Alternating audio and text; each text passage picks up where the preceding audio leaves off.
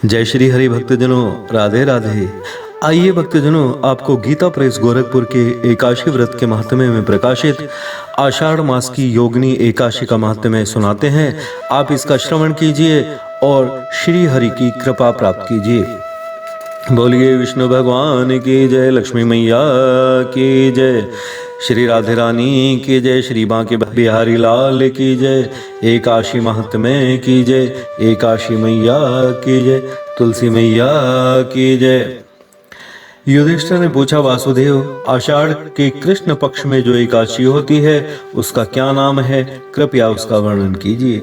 भगवान श्री कृष्ण बोले, नृपश्रेष्ठ, आषाढ़ के कृष्ण पक्ष के एकादशी का नाम योगिनी है। ये बड़े बड़े पातकों का नाश करने वाली है। संसार सागर में डूबे हुए प्राणियों के लिए यह सनातन नौका के समान है। तीनों लोकों में यह सारभूत व्रत है। अलकापुरी में राजा धीराज कुबेर रहते हैं। वे सदा भगवान शिव की भक्ति में तत्पर रहने वाले हैं। उनकी हेममाली नाम वाला एक यक्ष सेवक था जो पूजा के लिए फूल लाया करता था। हेममाली की पत्नी बड़ी सुंदरी थी, उसका नाम विशालाक्षी था। वह यक्ष कामपाश में आबद्ध होकर सदा अपनी पत्नी में आसक्त रहता था।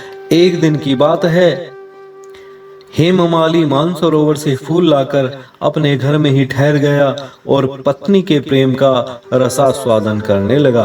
अतः कुबेर के भवन में नहीं जा सका। इधर कुबेर मंदिर में बैठकर शिव का पूजन कर रहे थे। उन्होंने दोपहर तक फूल आने की प्रतीक्षा की। जब पूजा का समय व्यतीत हो गया तो यक्षराज ने कुपित होकर सेवकों से पूछा, यक्षों, दुरात्मा हेममाली क्यों नहीं आ रहा है? इस बात का पता तो लगाओ। यक्षों ने कहा, राजन, वह तो पत्नी की कामना में आसक्त हो अपनी इच्छा के अनुसार घर में ही रमण कर रहा है। उनकी बात सुनकर कुबेर क्रोध में भर गए और तुरंत ही हेममाली को बुलवाया। देर हुई जानकर हेममाली के नेत्र भय से व्याकुल हो रहे थे। वह आकर कुबेर के सामने खड़ा हुआ। उसे देखकर कुबेर की आंखें क्रोध से लाल हो गई। वे बोले, ओ पापी, ओ दुष्ट, ओ दुराचारी, तूने भगवान की अवहेलना की है। अतः कोढ़ से युक्त और अपनी उस प्रियतमा से वियुक्त होकर इस स्थान से भ्रष्ट होकर अन्यत्र चला जा। कुबेर के ऐसा कहने पर वह उस स्थान से नीचे गिर गया। उस समय उसके हृदय में महान दुख हो रहा था। कोढ़ों से सारा शरीर पीड़ित था, परंतु शिव पूजा के प्रभाव से उसकी स्मरण शक्ति लुप्त नहीं होती थी। पातक से दबा होने पर भी वह अपने पूर्व कर्म को याद रखता था। तदंतर इधर उधर घूमता हुआ वह पर्वतों में श्रेष्ठ मेरुगिरी के शिखर पर गया। वहां उसे तपस्या के पुंज मुनिवर मार्कंडेय जी का दर्शन हुआ।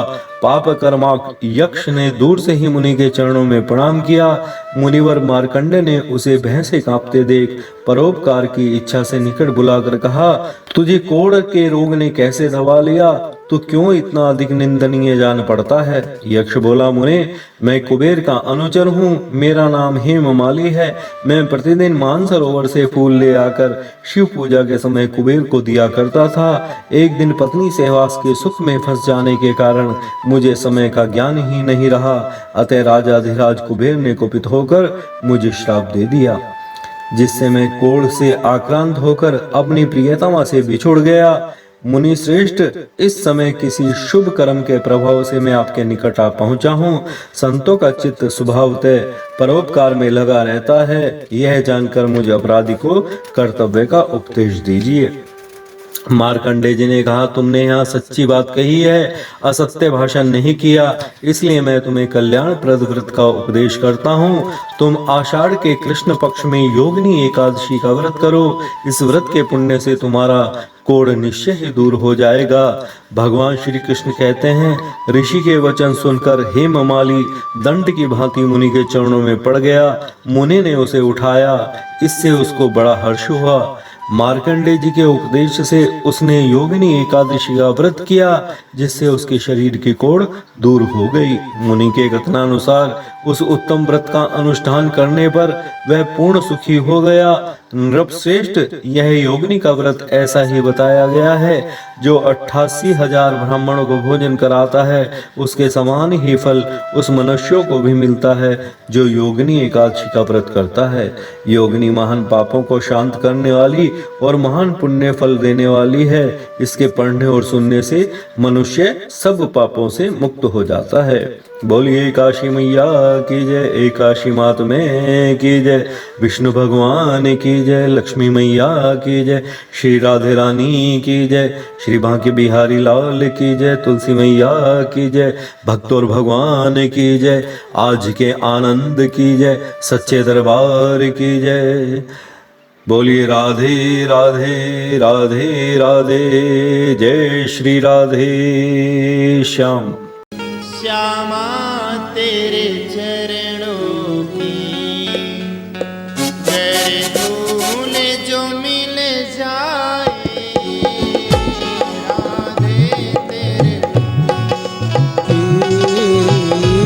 श्यामा तेरे चरणों की मर धूल जो मिल जाए, सच कहता हूँ बस मेरी, सच कहता हूँ मेरी, तकदीर बदल जाए, राधे तेरे चरणों की, श्यामा तेरे चरणों की।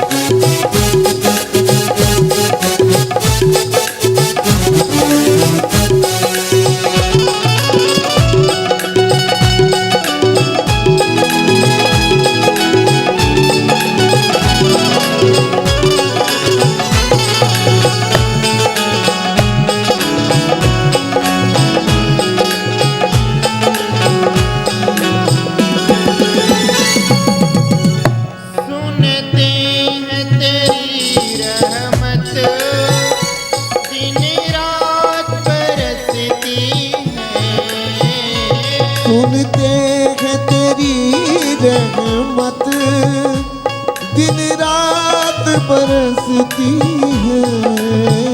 आप लोग मेरे साथ गाएं और ताली की सेवा करते हुए गाएं।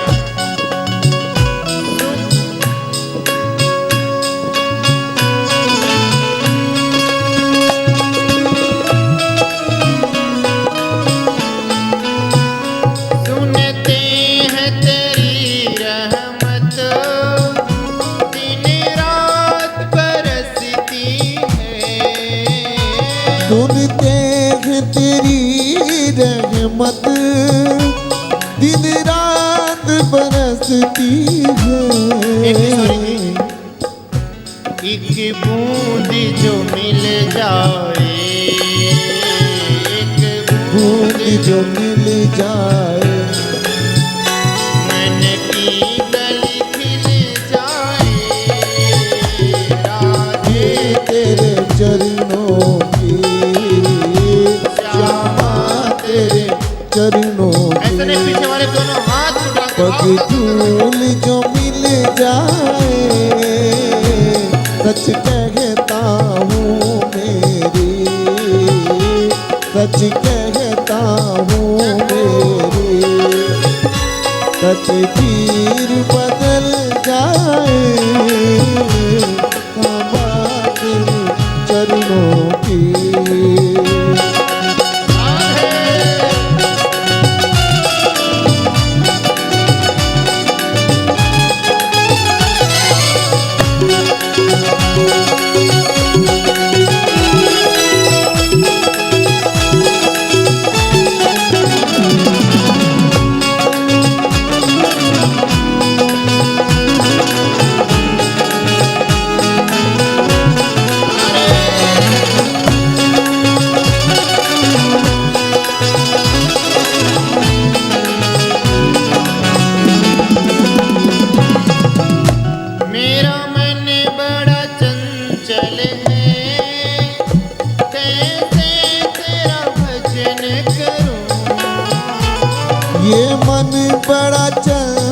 चल गए, कैसे तेरा भजन करूं।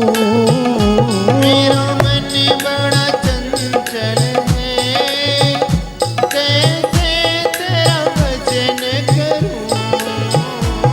ये मन बड़ा चंचल है, कैसे तेरा भजन करूं। जितना इसे समझाऊं, जितना जितना इसे समझाऊं, जितना इसे समझाओ, उतना ही मचल जाए।